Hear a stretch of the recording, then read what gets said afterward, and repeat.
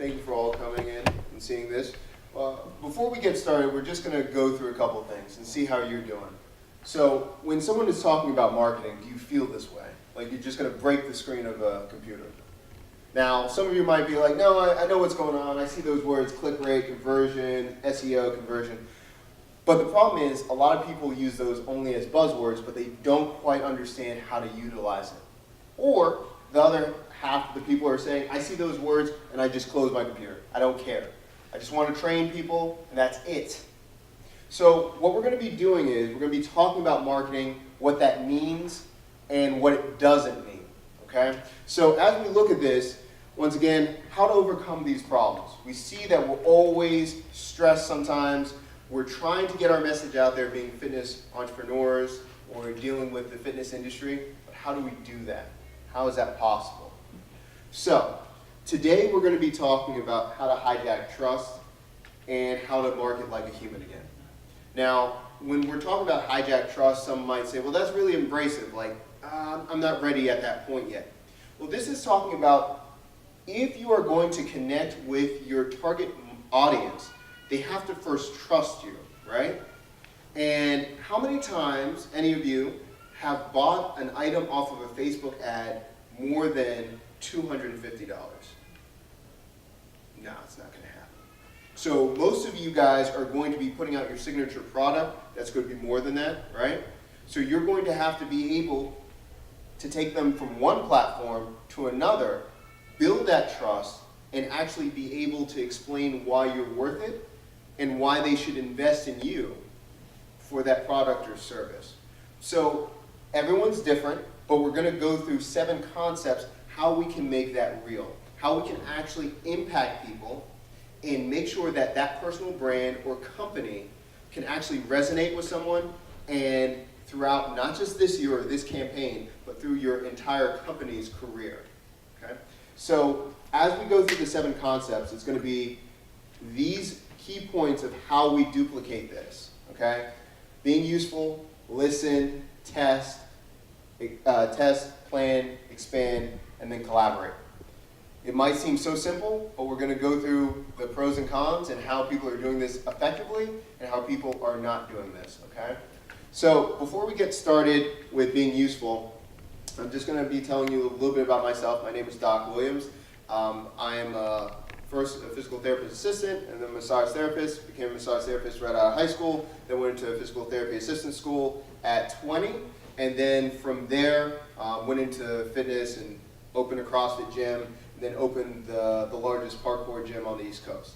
So I did that first, and then from there, I got burnt out really badly running a gym, and I still want to be connected to fitness, but I needed to do something else. So I started writing articles about biomechanics and other things, and started working for ESPN, and then SweatRx, and then other companies. In between, the reason the USAW was there, I was a massage therapist for the last Olympic trials in the US, and then also for the DC Brawlers, which is the sport of grid. So I've been all around different parts of fitness, but I saw that there was something lacking. And that was when you saw a brand or an athlete, they didn't know how to bring their social presence to actually making money. They were great on social. You would see people with 250,000, 500,000, 3 million followers or something, but they couldn't sell organically. They would always just hold something up and be like, I support this product in their hand. And if you've seen that in your social media feed, for the most part, you probably don't pay them any mind because you know that it's just a sales tactic. You know that someone's paying them, and you probably don't care about that service. So that's when when myself and then collaborating with others started trying to help people speak like a human again, to market that way, and then connect with their audience. So that's a little bit about my background, but now we're going to talk about how that actually impacts you as an athlete, as a healthcare professional, as a business in health and wellness. So the first one we're talking about is being useful. Now, this might seem like the dumbest thing to put on a slide, but hear me out for a second. How many of your athletes that you see just say, I'm going to start doing online programming, online nutrition? They've never done it in their life. They just saw someone else do it. They're like, oh, they're an IFBB pro. Let me try to do it. They have no experience. And by the way, in their link, they're doing it, email me at my Gmail account or something like that. I'll write it up for you. So are they being useful necessarily?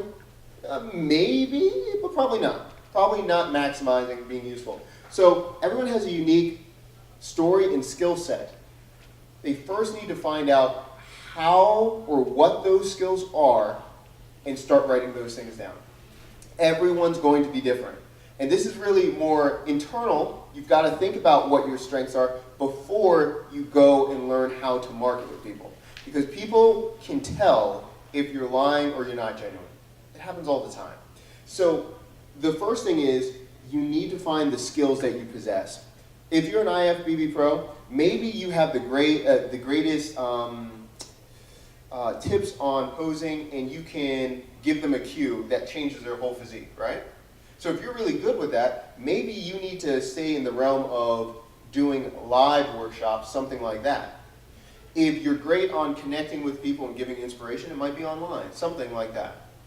You have to know what you're great at, and if you don't know, or if you think you're great at everything or single skill, ask close friends that actually know you, and ask them, you know, how well are you doing? What's going on with that? Does it connect? Or another thing is thinking about, do people get excited about what you talk about, right? So if you're in bodybuilding, you're really passionate about posing, physique, but you could care less about nutrition, don't go the nutrition route. Go to the one that you're passionate about. And we're going to go back to that section where it says fill a need in a second. So real quick, we're going to look at this, finding your profitable niche and trying to find out how to be useful. The first one is the athlete. They need to know their passion, their skills, and their knowledge. So those are the three things. And you need to take an inventory. So if you're watching this, if you're in the crowd, if you're rewatching some broadcast, you need to actually write down all of your skills on one section. Now, we also get a lot of times athletes are like, I just want to get paid to work out. I just want to be sponsored. Yeah, so would I. Yeah. I'd love to be sponsored to eat cheesecake all day. Probably not going to happen, or probably not a lot. So you need to find out your skills, how you can actually get paid first. Okay? So that's going to be over here. And then you've got to also listen to your audience and see what they're saying to you, right? So ones that have a following, ones on Instagram, Facebook, there's a lot of times that people talk back to you, right? And if you've got a huge following, maybe it's, you know, I've seen 300, 900, 1,000 comments on one picture. Are you taking inventory of what they're asking you, what they're saying to you? Because that's actually what they want you to give them. If you're over here on this section saying, I just want to do online programming, but over here they keep asking about nutrition or physique, the posing, if you go and say, I'm offering X, and they're saying Y, how many sales are you going to make? Probably 0. But how many times does an athlete actually take stock in their inventory on what their audience really wants? How many times do they actually ask their audience what they want? What are they struggling with? So those two things are very different. So you need to compile a list of what you're great at, what your skills are, and then what your audience is asking, and that's your sweet spot when you start testing the markets. You have to do these things first. If not, you'll be frustrated all the time because you're going to say, I'm worth this, but they're not asking for it. Okay. So that's step number 1. The second one is listening. This goes back into seeing how people are commenting with you. Listen to how others describe your brand and services. Okay, so this is really big.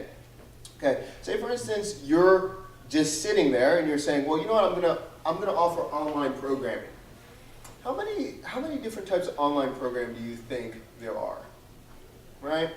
There's a lot. And what if you're just saying, oh, I do strength and conditioning? Okay, you're at the Arnold's. You see how many people on the floor are doing that? Can you distinguish which one's great and which one's not? Can you distinguish who has more knowledge than the other? No. So what you need to do is you need to find out what they're saying about you, what they want from you, and niche it down. For instance, if you're in strength and conditioning, are you focusing on ones that are, ones that are between the age of 23 and 26, and also they have a very specific competition that they're training for? Okay, so if I'm projecting that, if I'm saying I'm only for this type of people, and it's very specific, and I keep sending that message, those few 100, 150, 200 people online are now going to be drawn to me more than someone that just says, I do online training. So you have to see how you can be more specific. Number two, you need to see how people perceive you. Let's give an example for a second. If you think that you are a strength and conditioning coach, but all of your clients keep saying, oh, he's such a motivator. Every single time I'm going into the competition, he just motivates me, and that's how I get in the mindset. Okay, well that's great. So we're looking at that section that you think you're a strength and conditioning coach. But the person that's paying you keeps saying that you're only there for motivation. You think you might need to change your title a little bit? Need to change that positioning. So listen to what they're saying and then change accordingly. Now, that's easier said than done, but you have to really make sure that you're connecting with your audience with what you're saying. So we're going to go through a couple examples of this. So if we look at such as, NASM, ACE, different trainers, right? Does every single trainer possess the same attributes? Can they do the same thing? Probably not. Just because you sat for that test and now you're watching someone squat, can both trainers, just because they came out of school, understand what's going on biomechanically? One person might have more experience, understand what's going on with the body. The other person, that looks kind of good. Put those knees in a little bit more. It's totally different. So your messaging has to be clear why you as a trainer are different. If you're a business, you need to understand what makes you different and constantly put that message out there. Okay. Now, this is really important. A lot of times people say, well, I've done all this, now I'm just going to go sell it. Yeah, I'd love to do that too. But if you don't test this idea, you're just always going to have problems. Okay, so let's think about this for a second. If you're trying to go for a target market audience, and you're saying, we're trying to target X amount, and you just went to step two, you listened, and now you're trying to give them phrases about your brand, and they don't connect. What does that tell you about your messaging? It's probably off. You're going to need to change it. But how many people are like, they just don't get me, and then they go on with it? It happens all the time. So we're going to go through a couple examples, ones that we've done well and one we haven't. Before we started this consulting, we did something called the Lifting Fix Academy. So this was me and the co-founder of Toolkit. He came out with something. It was about lifting. He might get mad if I describe it this way, but I'm going to say it anyway. It was the Jane Fonda way of weightlifting at home. Okay, so you would watch videos how to weightlift, but it would be at your house. We thought it was great. We were sitting there. We were laughing. We were like, we're going to make so much money. I mean, it makes perfect sense. We'll do great videos. Came out. No one bought anything. Okay. Well, what was that? Well, it was us thinking that it was a great idea. It looked great. He knew what he was doing, but we weren't listening to anyone. And before we even pre-sold it, before we even saw it as a potential, we already put it on the market, and we made zero money. Okay? You need to test your ideas first to see if people even want that before you start. Okay? Let's talk about personal trainers. Some personal trainers are like, oh man, I just don't have the money. It's so hard trying to find clients. I don't know what to do. Well, how many times do you get off Instagram, go and talk to someone in real life, and try to have a conversation of what their goals are? Totally different message than you posing on your Instagram, tagging 50,000 people in one photo, hashtagging it to the max, and saying, sign up for my online training. And then you get maybe 100 likes because they've been watching your hashtags, they like you, but you're wondering why no one buys it. You're wondering why you're not making sales. You have to test it, you've got to talk to people, and you've got to see if they're willing to think that's a good idea in the first place. So this is from Remain Safety. I love this quote. This fundamentally changed our business. And he says this before he launches anything. It says, does your target market have the willingness and the ability to pay for your service? The willingness and the ability. If they don't have one or the other, they don't have both components, you're not looking at the right target audience, or you need to change your service. Well, what do we mean by that? Well, you might have tons of people that would love your training. They have the willingness, but you charge $275 a month. They don't have the ability to pay. So what do? They make excuses. They say, well, I can do this on my own. I can watch YouTube videos. I don't have the money, whatever. For the most part, people that are in fitness and nutrition, they're buying supplements, they're paying for gym membership, they're doing a lot of things. Do they have some type of income to support their health and wellness lifestyle? Yeah.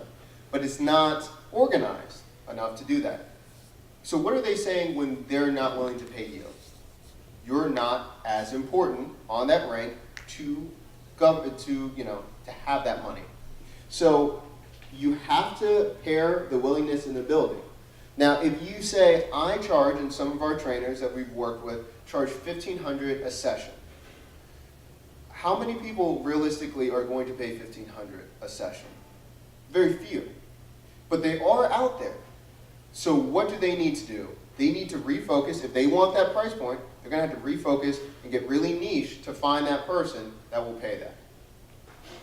Or they're going to have to do different options to connect with others that are not at that level. One or the other. But you have to take inventory of this every time that you try to do a service. Now, how can we see this? Okay, say for instance, if we look at, we have a lot of different nutrition supplements on the floor at the Arnold's. They're all different price points. What makes one better than the other? Honestly. Most people don't know, but most people have a preference of what company they go to, right? Like, I'm close to tattoos on their body, how much they're loyal to certain companies, supplement companies. Well, how did they get connected to that? Well, probably it was emotional first for them to get connected to that brand, and now they will never leave. Sometimes it's the athletes that are connected to that brand. Sometimes it's just the messaging. But you have to start examining what it is to get people to be emotionally caring about your brand. If they don't care about you, they are not going to be willing to spend the money with you because they're going to be looking for something cheaper. So you need to figure out what makes you special and what you can be offering them. Now, we talked about this for a second, making a plan based on traction and then be a friend. Now, we're saying these things and people are like, well, these are basic things. I don't care about any of this. Make a plan based on traction. How many trainers know how much they're going to be making in 3 months? Personal trainers. Zero. They think about, well, I know, the club's going to bring in this many people. They don't know, right? So you need to see, based on your own abilities, your knowledge, your expertise, how you can actually start making a plan for traction and attracting them to your personality and what your brand is to keep them there. Okay? So an example of this, we had one client, she does online nutrition. Nothing's really that different than what's out in the market. But what does she do before? She does a month and a half answering all questions. Every day you see her morning routine, what she's making. She opens up her refrigerator, shows her everything that she's taking. And then all of her videos on Facebook Live, then she goes to the store and shows how to shop for the groceries. Then she gives resource guides to how to shop like me. Then at the end of the 2 months, she pitches her nutrition plan. Very different than if I'm just posting every other day on Facebook and Instagram, I've got new online programming, come buy it. Now some might say, Doc, wait a minute, but I saw this fine model, she was showing her booty, and then she was selling something and they bought it for like 20 bucks. Okay, a couple things. Number one, she won't have that booty forever. Number two, half of the likes that person is getting is probably just looking at her for her appearance. And I won't make this a female thing. If you're a guy, like in the audience, wearing a thong and showing that on Instagram, you do that too, whatever, that's fine. But whatever it is, they're clicking only for the appearance, not for the knowledge, right? So for those people that do a quick double tap, are they going to still double tap for their wallet when you're charging them $175? No. So I can look like I have tons of traction, tons of followers, but what's the conversion? We'll get to that in a second. Okay, so we need to build that traction on your actual skills and how you can do it. Now, there's nothing wrong with physique. We'll talk about that. But you have to learn how to replicate that over and over to make that a business model. If you look at any other fitness model alike, if they started in their 20s on a certain platform, such as MySpace, ask them how many followers they have on Instagram. They didn't adapt, and they didn't know how to change their branding based on the platform. You have to learn to connect with someone, and no matter where you go, whatever platform you're on, your fans will follow. But you have to learn to create traction for them to understand what your message is about. Okay, the next one is talking about be a friend. Okay, focus on helping your target audience on a personal level.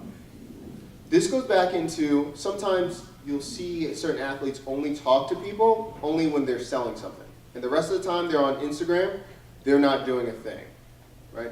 You have to honestly be a friend and give them something, some kind of content, something that helps them to see that you care about them even when you're not selling. So what could this look like, okay?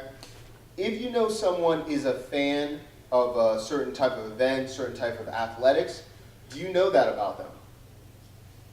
Do you know what time of day are they training? Now, some might say, well, Doc, that sounds like a stalker, okay? But how many times have you had a brand talk back to you on social media and you can remember that the rest of your life, pretty much? You feel special. It's the same thing. Everyone wants to feel special.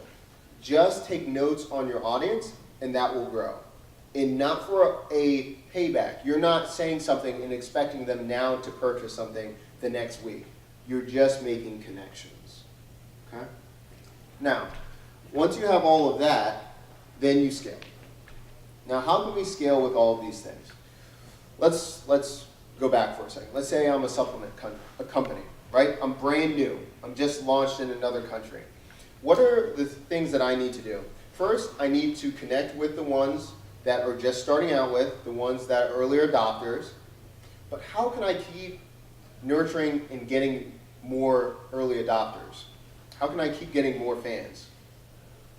You have to be a real person, talk to them, and ask what they want. And from there, you can expand. Now, some people will say, Doc, I do this already. I already know what you're saying. Have any of you started writing down those metrics to see how much it grows? Or does it just feel like a feeling?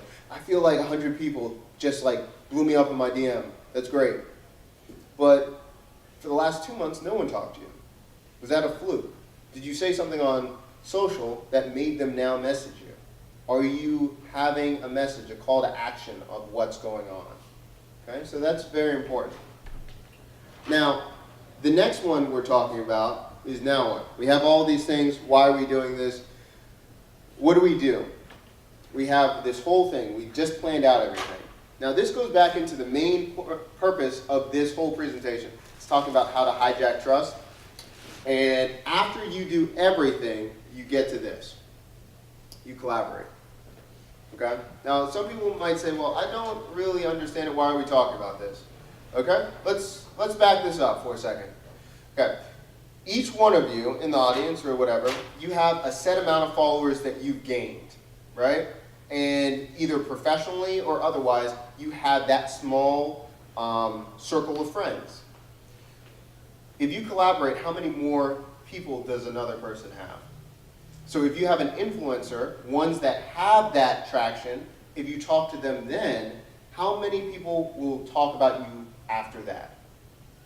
Now, for instance, I wrote a blog right out of college called I Work Out in My Mama's Basement. I loved it. I thought it was great. I wrote 300 entries on that. 2 people wrote back. Oh, I should be shocked. I can't believe people don't love this. I started working and started crafting my message and how to write through those 300 entries. On Twitter, I harassed every single editor of ESPN until one wrote back. And that's how I worked at ESPN. And they said, where's your work? I linked them to my blog. They saw I could write. And that's how I got the job at ESPN. By the way, I didn't go to school in communication, journalism, anything like that. Worked for them for a year and did all the articles for the CrossFit Games. Okay. Then from there, I then positioned myself, leveraged the ESPN jobs, and then I would get other gigs accordingly. This is what we're talking about, guys. You have to learn how to position yourself. So even if it's a new brand, you don't know where to go, who are target influencers that you can bring value to them and then be able to expand on those things? Everyone has that, but now, all of those steps before, instead of you going like, oh my God, Jay Cutler, I love you, love all this, I'd love to work with you. Do you think Jay Cutler is going to be working with you? But what if you've been doing your research, you learned your special skill, you came with a product or service, told Jay Cutler, you've been following him, telling him all the stuff, and you give him something valuable to his audience. You think he's willing to work with you then? Okay. So that's what we're talking about. How to hijack trust. It isn't some weird equation that you can start selling more really quickly. This is about doubling down on yourself and learning how to monetize what you're great at and then amplifying your message by collaboration. All the things that, in the book's coming out, How to Hijack Trust, it's coming out in July, easy plug.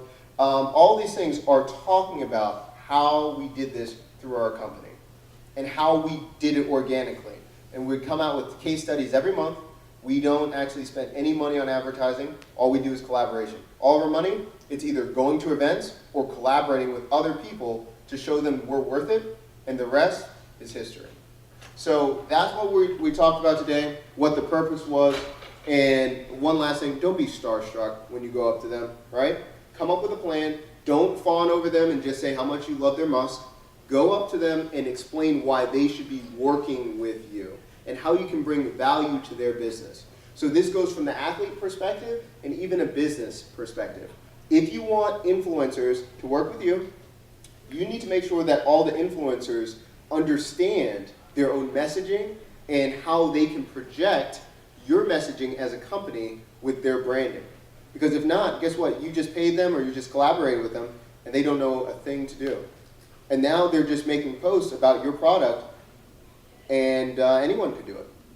And then what happens with the traction? What happens to the conversion? All the things we said at the beginning? All those things, it doesn't mean anything if you don't get the right organic messaging with people. So, why are we talking about this? Well, this is what we do at the Toolkit. We teach brands how to tell great stories. So, if you are wondering how this can work for you, make sure that you're taking the time to talk to us a little bit later, how we can do this for you. We're not just trying to say, hey, we're trying to make this great for you and it will always work. We take the time to look at each personal story, make sure that we talk to individual ones, and we see how we can make a framework for success for your business. You have to do it. So, why are we doing this at the Arnold Summit? Well, there's a couple different reasons. The reason we're talking about this is most fitness professionals do not know where to start to make money. They just don't. And the reason why are we talking about this, there are tons and tons of different ones that have a following, but they just don't know how to start to talk to their audience, to make an impact with them. So we see three things right here. Most athletes, they don't have the time. They're training, they're doing all these things, they don't know where to go. There's no clear direction because guess what? You go online and you try to say, marketing for fitness entrepreneurs, how many things do you get? You get 5, 10, 15 different things, and you don't know where to go. And the last thing, there's no plug and play products existing, where instead of focusing on what you're great at, there's no product that allows them to take their voice and then actually do it. So that's what we created with the toolkit. So our solution, we actually have consultants, we have one-on-one experts from different parts of the fitness industry that have been there. They get on the phone with you, they talk about planning, all those things, and then we offer services. I myself am one of the ghostwriters. We create the content for you. So some of the people, some athletes are like, I have a great story. I hate writing and I hate reading. All right, that's fine. What you need to do is just call us. We listen to you for 2 hours. We transcribe all the things you're doing. We build the story for you. You confirm it, and then we actually teach you how to weave it and have a call to action. So instead of you just putting all your content on Facebook and then reposting it all on Instagram and then Twitter, we're teaching you what platforms do you have the most impact on? Why? How can we change that messaging? How can we make maximum impact? We weave it from Instagram, or we look at as it almost like trailers of a movie. So we start on Snap, then Instagram, then Facebook, and then call to action to your email list, stuff like that. So we have it all custom based on the person's personality and where they actually are. If you're not great on Twitter, if you have a horrible Twitter following, I do not care about Twitter. Okay? You need to find out where you're actually there the most and where you're the most active and where your fans are. And then some people might say, well, Doc, that sounds great, that sounds expensive, I can't afford it. We create courses for free and paid ones to do this for yourself. So just like what we just showed you on the slides before, that's about probably better than 85% of other seminars or webinars that we've seen, because these are actionable things. It's not just feelings, it's steps to take you to the next level. So that's why we created it. So the courses are meant for you to understand and then implement it in your own business. Or the other thing is, if you don't want to do that, just ask us to do it for you. The last thing is networking. Just like at the Arnold, why are we all here? Well, sometimes it's watching the different competitions. But do you trust people more in person when you can see them and shake their hands, or when someone direct messages you on Instagram and says they're going to make you $1 million? Probably it's in person. So it's relationships. This whole thing is built on relationships. So that's our main thing that we're doing. Okay, we're learning how to build relationships, and that's what networking is here for. Okay, so that's all the things that the toolkit does. A few of our experts that we've had: Christmas Abbott, she's an author. She's coming out with her second book. We've helped her with all of her campaigns, and also she's a professional speaker as well, talking about empowerment. We have Jessica Webster, who worked on one of the biggest podcasts in fitness, Barbell Business and Barbell Shrugged. And now she is taking her endeavors in the incubator space, learning how to, well, actually managing startups. So she's a holistic content marketer. And then some might know Zach Evanesh. He is the head strength and conditioning coach for the wrestling team at Rutgers. And he's been around doing online training for years, since actually 2008. So they're all part of the toolkit and what we do. Now, thank you very much for taking the time, for being here. Make sure too that you're taking a look at the impact on how you're doing this for your business and how you're going to make an impact for your specific business. It's not enough to just put out a business without a plan. It's not enough to think that you are a unique athlete and people should follow you automatically. You need to have a message that resonates with your audience and figure out a way to have maximal impact and collaborate with others to take your business to the next level. So thank you very much. Now, before we end, questions? Questions? Yes, sir.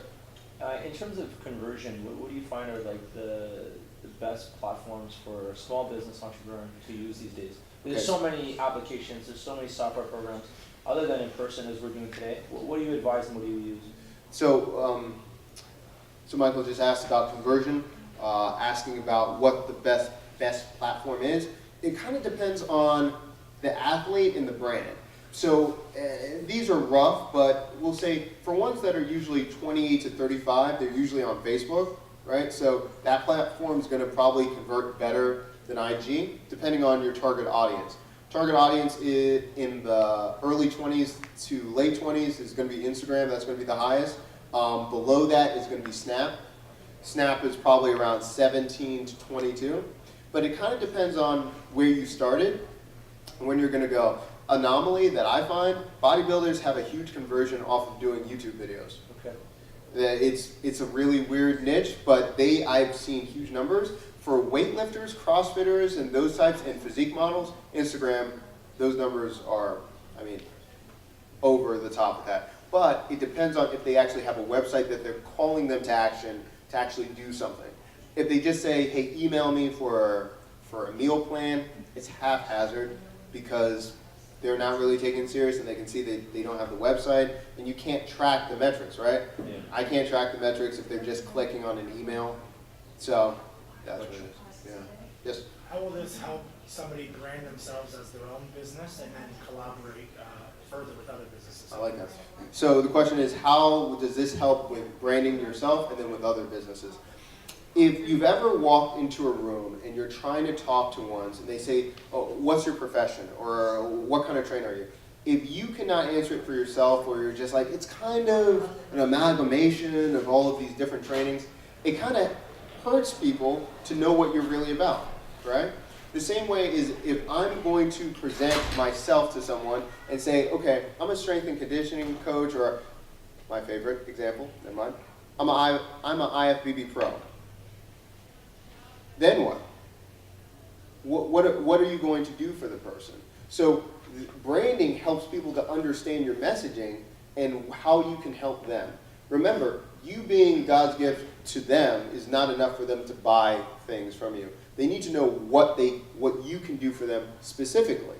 So if you see someone that is struggling with weight loss and they're wondering if you can help, you need to convey that you help with those things. I help with weight loss and being specific, with people with chemical imbalances, with ones that have gluten intolerant. You need to be more specific so they remember you. By you being more specific and by them knowing more about you, they can then, if you're not the right fit, can then refer you to someone else. Because if you're ambiguous, if you're convoluted, you don't really have a strong message, is someone going to refer you? Are they going to know how to refer you to? No. But say, for instance, we have someone, Jason, he owns a CrossFit gym. You know someone that is looking for CrossFit and he has a great gym. Oh, he does CrossFit, he owns a gym, I can go there. If you say, I know the strength and conditioning coach, I'm not sure what he does. I think I saw some yoga, I saw some yoga balls in there. I think it was some hot yoga going on in there. You're not going to do that because you won't know the simple way, the concise version of that person to convey that message. Now, the flip side, if a brand wants to work with you and they look at your social media, your website, and they can't tell what is going on, what your focus is, would they be more apt to collaborate with you, to sponsor you? Probably not. For instance, if you knew someone that does OCR, obstacle course racing, right? They do triathlons, they do all these things, and they offer training to others to prep for those kind of events. Now, if Spartan or anyone else goes to their website and they're thinking about sponsoring you, they know exactly what you're about, and they see all of the evidence. Versus, you're someone that's in strength and conditioning, you've done everything. But they go to your website, they see you on a skateboard, then they see you running a race, then they see you going through fire, then they see you at the Highland Games. Are they going to necessarily want to partner with you? No, because they don't know what you're about and how they can now tie you into their business. So it helps both parties out. That's a really good question. Yes? Why is it important to brand yourself and then monetize that way and then take sponsorships versus getting sponsored and then trying to figure out how to make money while you do what you love? Okay, so that's a great question. So the question was, why work on your personal brand before you pick up sponsors? Okay, so the best way that we look at it is, the sponsor is offering you a finite amount of money or supplements or whatever, and that will dry up eventually, or they will stop sponsoring you for the most part. Unless you're LeBron James, who has a lifetime deal with Nike. Unless you're that person, you're not going to happen. So think about when you're not going to be in the limelight. You still need to provide for your family and yourself. So building your personal brand, when the sponsorship come and go, you're still going to be stable enough to have that income now and for the future. And when you start building your name on your own platform, you are not a slave to other metrics and other things that change over time. Instagram, if you know, a year ago they changed all of the way that you see all of your feed. The hashtagging changed with their analytics. Facebook did the same, and they will continue to do it, and the next platform. If you have your own brand, you have your own website, you have your own contact information, they are going to now be connected to you, And whenever all those other things change, they're still going to have the same revenue. No, not revenue. They have the same line of communication and brand awareness of you and how you progress. That's a great question.